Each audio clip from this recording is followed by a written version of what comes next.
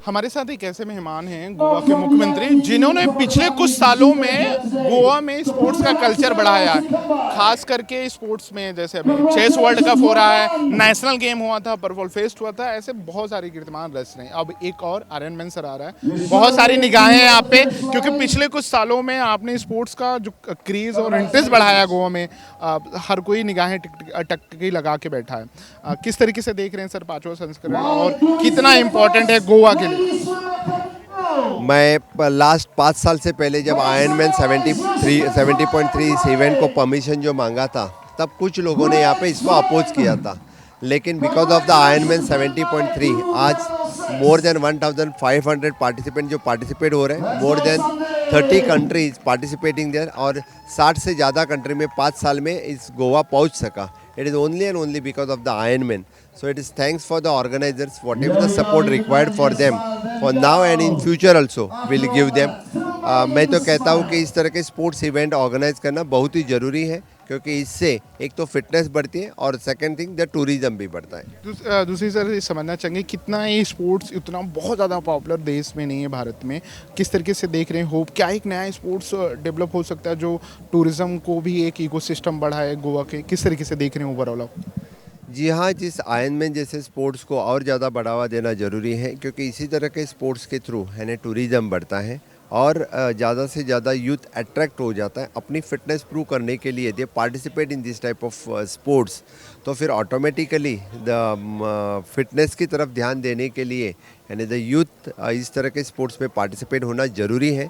इसलिए सरकार ने इस तरह के स्पोर्ट्स प्रमोट करना चाहिए, वो हम प्रमोट कर रहे हैं।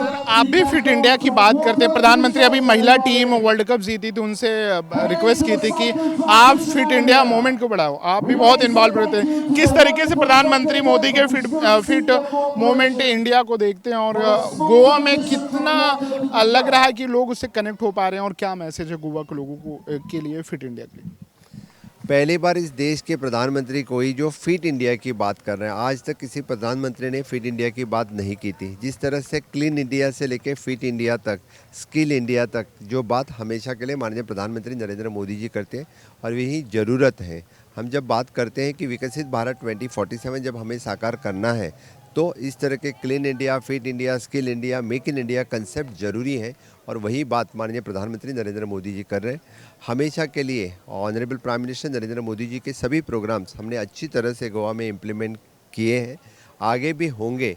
इसीलिए द फिजिकली फिटनेस और mental fitness is both is important. इसलिए हम गोवा में हमेशा के लिए इस तरह के इवेंट प्रमोट करते हैं। सर आखिरी दो सवाल है मेरे।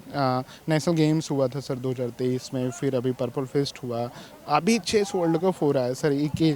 तो किस तरीके से गोवा के लोग क्या होप देख रहे हैं कि आगे, और आपका क्या रोड मैप है कि स्पोर्ट्स के जरिए गोवा को एक अलग पहचान दिलानी? गोवा हमेशा के लिए तो इंटरनेशनल एंड नेशनल इवेंट्स जो सभी होस्ट करते हैं, इंटरनेशनल पर्पल फेस्टिवल होने दो या फीडे वर्ल्ड कप होने दो, हमेशा के लिए हमने सपोर्ट किया है।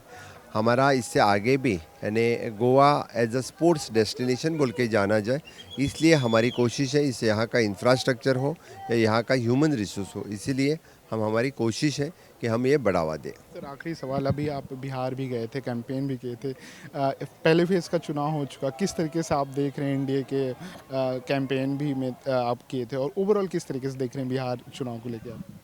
बस मैं बिहार के चुनाव के कहते वक्त उनका पहला टप्पा तो पार हो चुका। मैं कहूँगा कि एनडीए की सरकार वापस आ रही है। Thank you so much sir.